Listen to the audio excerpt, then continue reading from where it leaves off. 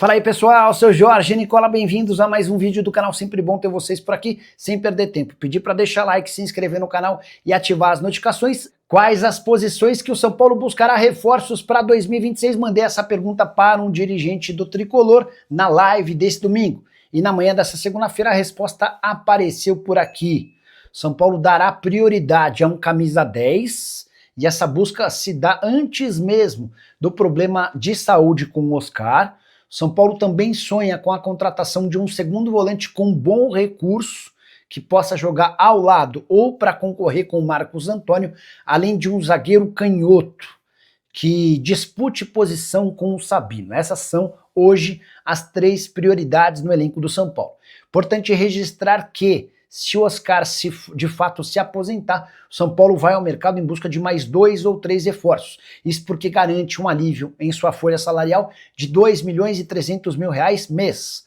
São Paulo paga R$ 1,5 milhão ao Oscar, outros 800 mil são bancados pela patrocinadora Master e o São Paulo entende que teria esses R$ 2.300.000 para buscar novos reforços. E esse papo de que Hernan Crespo decidiu que só fica no São Paulo em 2026 se a diretoria aceitar rejuvenescer seu elenco e abrir mão de veteranos, essa história existe. Especulação surge no fim de semana.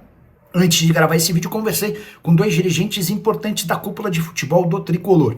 E posso assegurar que não tem nenhuma possibilidade ou discussão nesse sentido. Inclusive, a grande parte dos veteranos permanecerá no São Paulo de 2026. Lucas Moura, 33 anos, e Oscar, 34, estão garantidos. Caleri com 32, Arboleda com 34, Cédric com 34 anos e Rafael Tolói com 35 também. Luciano, com 32 anos, só sai se pintar uma baita proposta. Luiz Gustavo, o mais veterano de todos, com 38 anos, é uma grande dúvida. O vínculo dele se encerra em dezembro. E a menos que ele aceite uma boa redução salarial, aí sim dá para imaginar que o Luiz Gustavo não fique para a próxima temporada. Mas estamos falando de um veterano que pode sair. Sobre a possibilidade de o Crespo ter feito uma ameaça. Olha, só sai se o elenco for rejuvenescido. Isso nunca aconteceu. Vou dizer mais. A primeira rodada de conversas sobre o próximo ano foi bem amistosa, com o Crespo querendo entender o que a diretoria pensa. O único pedido que ele fez foi para que ele participe mais do processo de contratação de atletas. Isso porque Rui Costa e Carlos Belmonte contrataram jogadores na metade do ano sem o consentimento do treinador argentino. E o Crespo gostaria de participar desse processo. Olha, estamos pensando em contratar esse, o que você acha? E essa promessa foi feita ao Crespo, isso sim vai acontecer a partir das próximas negociações. Só para arrematar, em relação ao São Paulo de Hernan Crespo, ele tem vínculo até dezembro de 26 e garantiu que fica para o próximo ano, depois da derrota no final de semana para o Red Bull Bragantino 1-0 na Vila Belmiro. E você, o que pensa sobre a reformulação do elenco de São Paulo? Quais desses veteranos que eu citei você manteria? Já usa o espaço para comentário. Só não esquece de deixar like, de se inscrever no canal. Boa noite, Nicola. Espero que você leia a minha mensagem, pois quero saber se procede a transferência do Barbosa do Botafogo para o São Paulo em 26. O Barbosa deu uma entrevista afirmando que, por ele, encerra a carreira no Botafogo. Não tem nenhuma intenção de sair, já recusou propostas do futebol brasileiro, já recusou propostas da Arábia, disse até que teve sondagem de time da Europa, mas que o objetivo dele é ficar no futebol nacional. O São Paulo até vai buscar reforços para o ano que vem, mas a prioridade, a vontade número 1 do São Paulo é contratar jogadores jovens. E o Barbosa não é mais um menino, tem 30 anos de idade, faz 31 em março. Então acho que dá para descartar essa contratação, primeiro porque o Botafogo não vai se desfazer dele para vendê-lo para um clube brasileiro, depois porque o São Paulo vai dar prioridade para jogadores mais jovens. E aí só para completar sobre o São Paulo teve 73% do seu elenco com pelo menos uma lesão ao longo da temporada. São 33 jogadores, só 9 não se contundiram. E outra observação, dos 33 jogadores, 13 tem 30 ou mais, tem mais de 30 anos de idade, né? E desses 13, só 3 não se machucaram. Então dá para dizer que o excesso de veteranos no São Paulo também ajuda a entender essa série de lesões. O Marcos Alves, Nicola, você sabe quais posições o São Paulo vai ao mercado buscar em 26? A pergunta é excelente. Deixa eu tentar descobrir, mesmo na noite desse domingo. Por falar em São Paulo e Santos, hoje os times decidiram o Campeonato Paulista Sub-20. São Paulo chegou a fazer 3-0, Santos empatou 3-3 e nos pênaltis o Peixe se sagrou campeão paulista Sub-20, tá? Boa noite, Nicola. Fala aí sobre a SAF, que o São Paulo vai ou não. Não vai não, esquece essa história de SAF. Nicola, mas o Diego Fernandes está afirmando que vai fazer isso. O Diego Fernandes é encarado pelos dirigentes do São Paulo como alguém querendo aparecer às custas do tricolor, tá? Só para vocês entenderem, o Diego Fernandes é aquele empresário que surge no cenário nacional, intermediando o acordo entre CBF e Carlo Ancelotti. Ninguém nem conhecia ele, nem sabe nem ao certo por que o Edinaldo escolheu o Diego Fernandes, tendo, por exemplo, como opção para negociar o Rodrigo Caetano, que é um dos melhores executivos do país e alguém que não custaria, você não precisaria pagar intermediação nenhuma. Mas tudo bem, isso ficou para trás. O Diego Fernandes fez o negócio, teve direito a uma bolada, e inclusive há quem o acuse de não ter repassado uma parte da comissão para um outro empresário que participou da negociação, enfim. E aí agora o Diego tem trabalhado para se tornar uma pessoa influente no São Paulo. Não há dentro do São Paulo nenhuma disposição em fazer desse cara uma figura importante no clube. Notícias do São Paulo em relação a contratações. A pergunta é do Roberto Souza. Robertão, outro dia especularam Derek Lacerda como possível reforço do São Paulo. O nome foi sugerido, mas não agradou e nem avançou. A ideia do São Paulo é trazer reforços no mês de janeiro para a primeira janela, até porque o Campeonato Brasileiro começa em 28 de janeiro.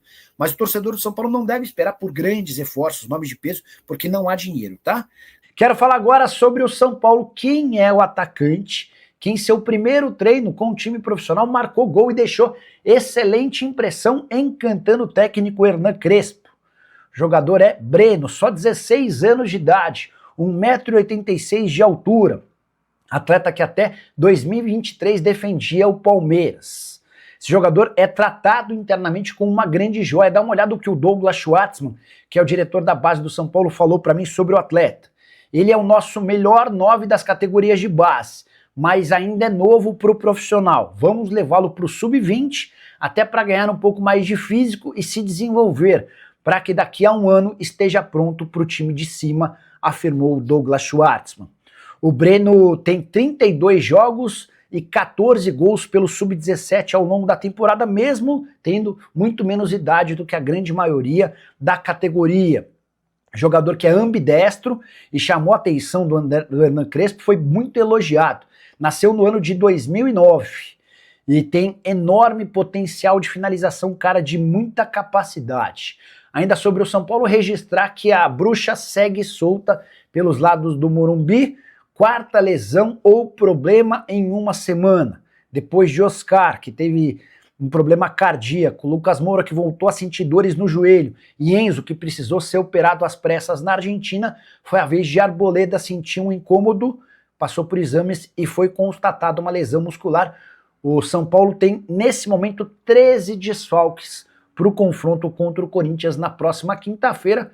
Se essa série de lesões continuar, capaz de o São Paulo nem ter time para entrar em campo diante do seu rival. O que você pensa sobre tudo que eu contei? Já uso o espaço para comentário. Não esquece de deixar like, se inscrever no canal. E Rui Costa seguirá como diretor executivo de futebol do São Paulo. Ele e Júlio Casares se encontraram nessa sexta-feira e apertaram as mãos. Dessa maneira, o executivo, que era especulado no Grêmio, assegurou que permanece no São Paulo em 2026. Seu contrato se encerraria em dezembro do ano que vem. Júlio Casares ainda concedeu um aumento salarial ao Rui Costa. Importante registrar que o Rui foi especulado no Grêmio, mas o primeiro e único alvo do presidente Odorico Roman sempre foi Paulo Pelaipe, que por enquanto tem seu futuro indefinido. Sobre o Rui, quando ele aumenta seu salário, quando o Rui tem seu salário aumentado e ganha mais status, é também uma tentativa da diretoria são paulina em diminuir o poder de Carlos Belmonte, que era desde o início da era Júlio Casares o homem forte do departamento de futebol. O Belmonte foi escolhido pelo Júlio Casares como diretor institucional, alguém que veio como Júlio da política do tricolor. Júlio Casares e Belmonte se estranharam, acabaram se distanciando e existe uma possibilidade real de o Belmonte deixar o departamento de futebol no fim dessa temporada. Só para completar em relação ao São Paulo, problemas físicos seguem a todo vapor. Foram 4 lesões ao longo da semana e 13 desfalques para o confronto da próxima quinta-feira contra o Corinthians, jogo decisivo valendo vaga na pré-Libertadores do ano que vem. Fala pessoal, estamos aí com atualizações importantes do São Paulo. Se inscreva e ative o sininho para receber mais atualizações do Tricolor. Deixe seu like que é muito importante para o crescimento do canal. Utilize o espaço aqui embaixo para registrar sua opinião. Ficamos por aqui com mais esse giro de notícias. Um abraço e até o próximo vídeo.